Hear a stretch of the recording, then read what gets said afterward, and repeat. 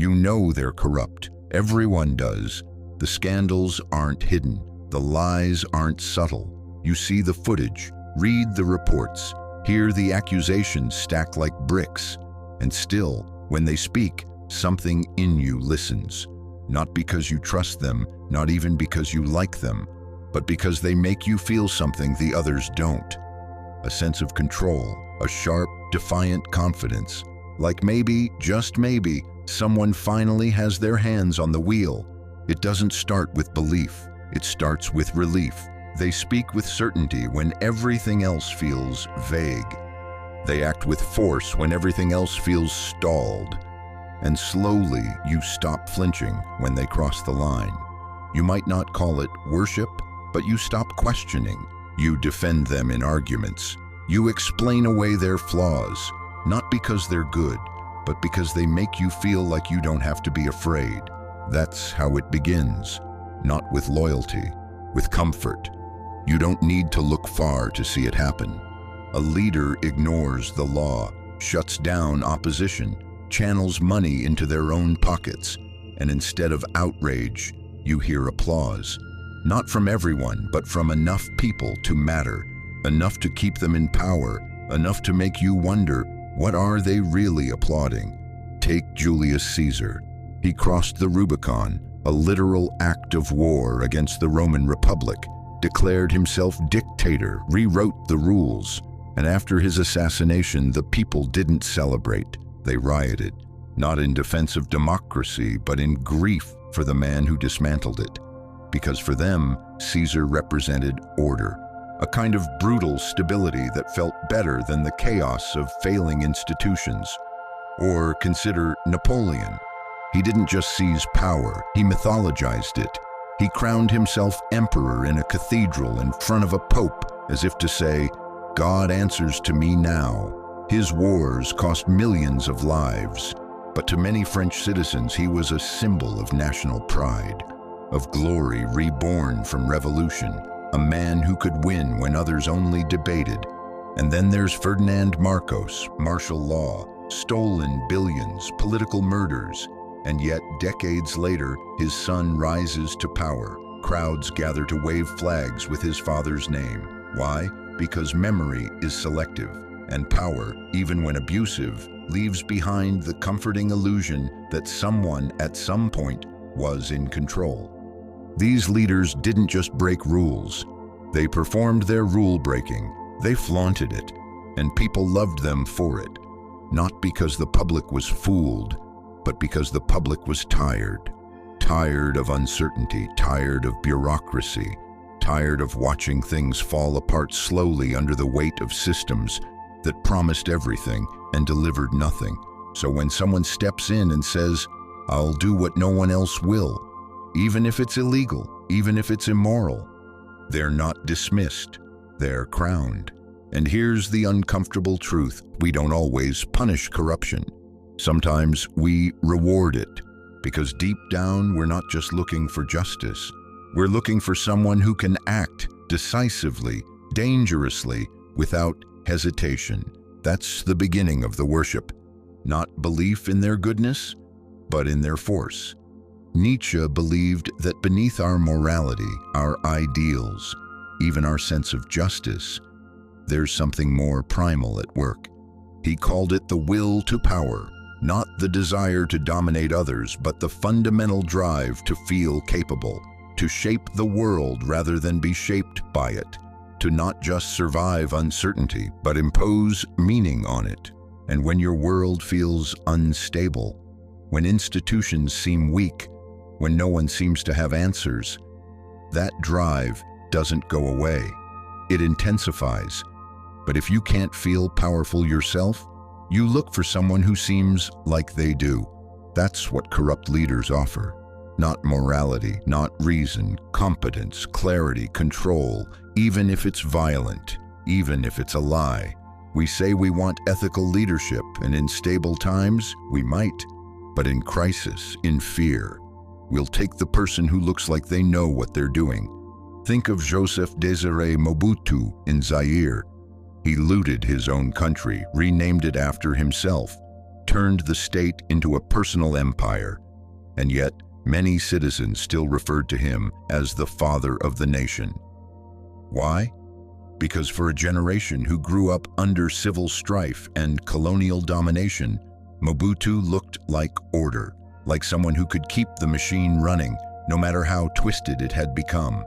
Nietzsche's brilliance was in seeing that we often confuse power for virtue, not just because we're misled, but because we're wired to seek stability, especially when we feel lost. In moments of deep uncertainty, morality starts to feel like a luxury. Ethics become questions, and what people really want is answers, even brutal ones. The will to power doesn't just explain dictators, it explains devotion. Because when someone walks into the storm, calm and unshaken, part of you doesn't just admire them. You want to stand next to them. You want to borrow their strength. And that's where the danger begins. Because once you start borrowing someone else's power, it's easy to stop developing your own. If the will to power explains why we reach for strong figures in uncertain times, Nietzsche also helps us understand something more uncomfortable: the contradiction between what we say we value and what we actually reward. He called it the divide between slave morality and master morality. Slave morality, he said, is the moral framework of the vulnerable. It prizes compassion, humility, equality, the ethics of survival when direct power isn't an option. It's what most modern democracies officially promote. It's what we teach in schools. It's what we post online.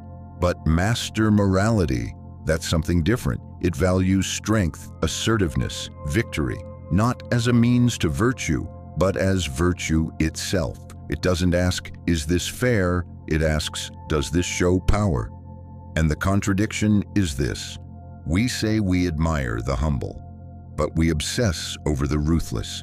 We vote for empathy and decency, then binge-watch characters who destroy their enemies without blinking. Logan Roy in Succession, Tony Montana in Scarface, Frank Underwood in House of Cards.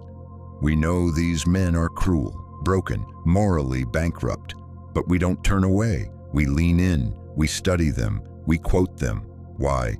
Because watching someone break the rules with style, with force, without consequences, satisfies something in us we rarely admit. It's not that we want to be them, but we wonder what it would feel like to not care, to not flinch, to do what you want and have the world adjust to you. Even in politics, this split plays out constantly. Take Silvio Berlusconi, Italy's billionaire prime minister, mired in scandal for decades, bribery, tax fraud, sex crimes, and yet elected again and again. He controlled the media, mocked the judiciary, threw parties that made headlines. And many Italians didn't just tolerate it, they loved it. They called him furbo, clever, a man who knew how to play the system, a rogue with a smile. It didn't matter that he was corrupt.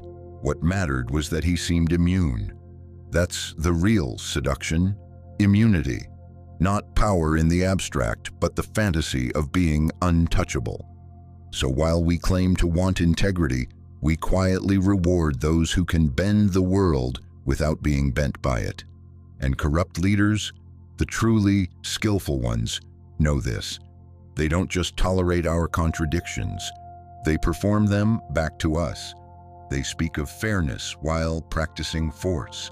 They say the right things while doing what we secretly admire. And we let them, because part of us wants the show to go on. It's one thing to admire power. It's another to need it, to want it wielded on your behalf. That's where Nietzsche's idea of ressentiment comes in. Not just resentment, but a deeper, festering kind. It begins when you feel powerless for too long, when you're told to be patient, to wait your turn, to play by rules that don't protect you, when fairness feels like a myth others get to believe in. Eventually, that anger doesn't just simmer, it reroots. It turns into moral justification for destruction. You no longer want balance, you want payback. That's ressentiment, a moral framework born from unprocessed pain. It tells you that if you can't rise, maybe you can bring someone else down. And if you can't do that directly, you'll support someone who will.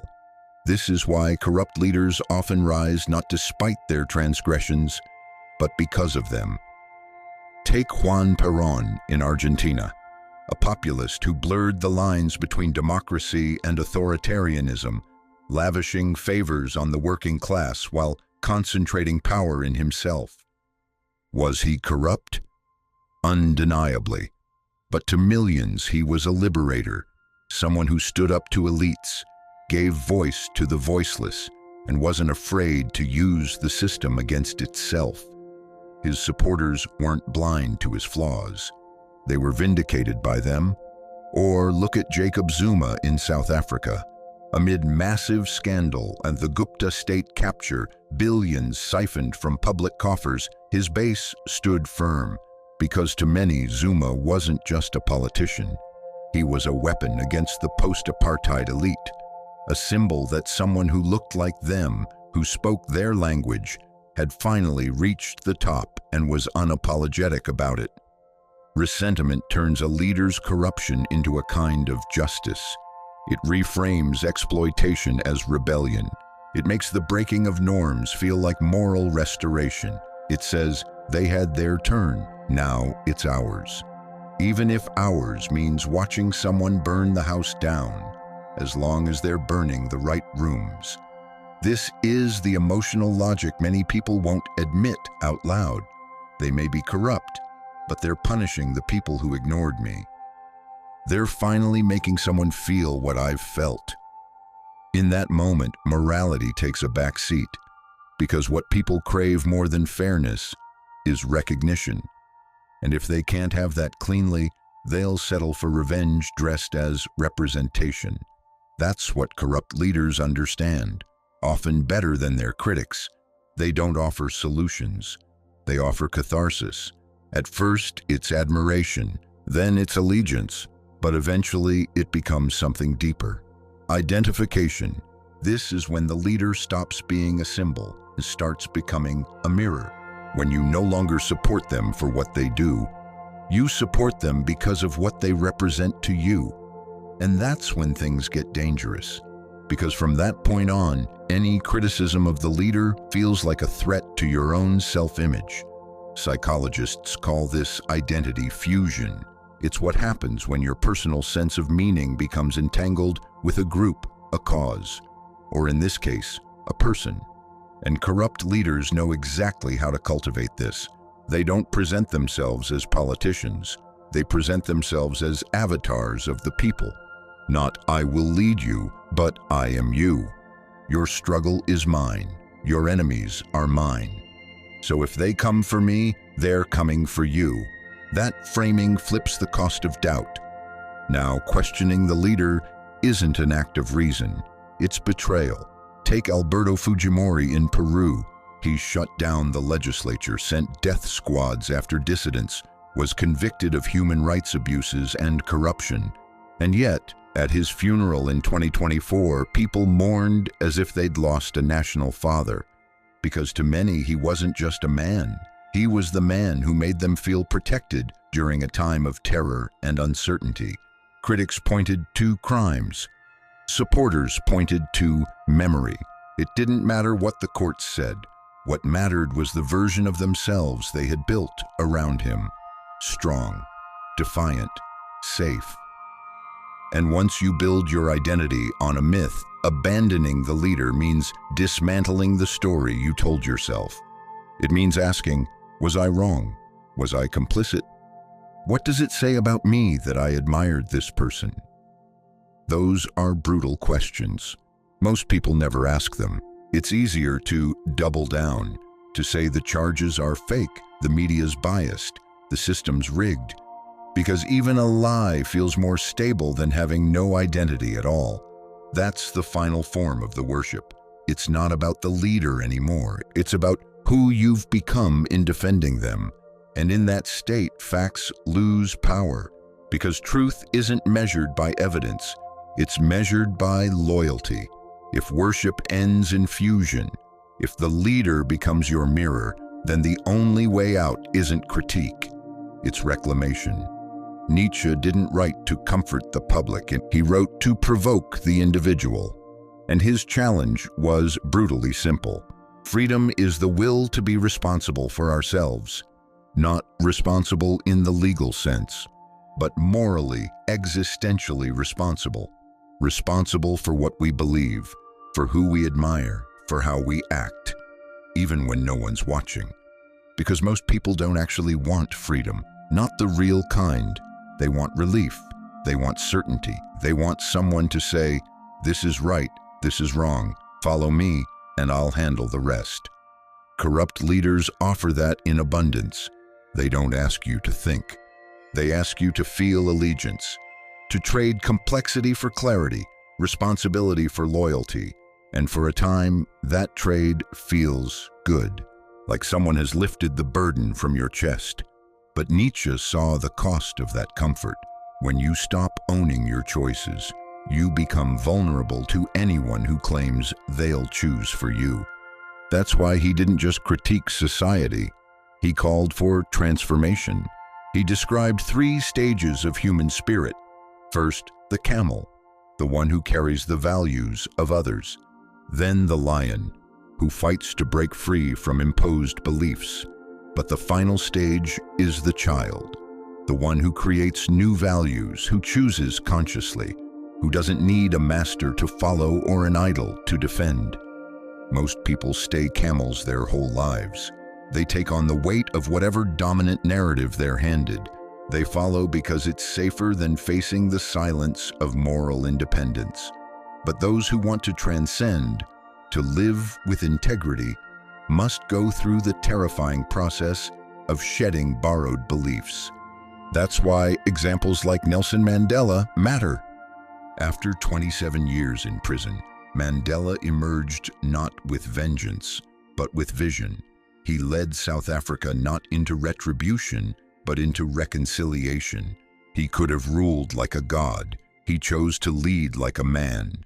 He asked people to stand beside him, not beneath him. Or look at Iceland in 2008. When the financial system collapsed due to corruption and negligence, Icelanders didn't wait for elites to save them. They banged pots in the streets. They jailed bankers. They rewrote their constitution. Together. That's not just politics. That's collective will to power, not handed to a leader, but claimed by the people. These stories aren't myths.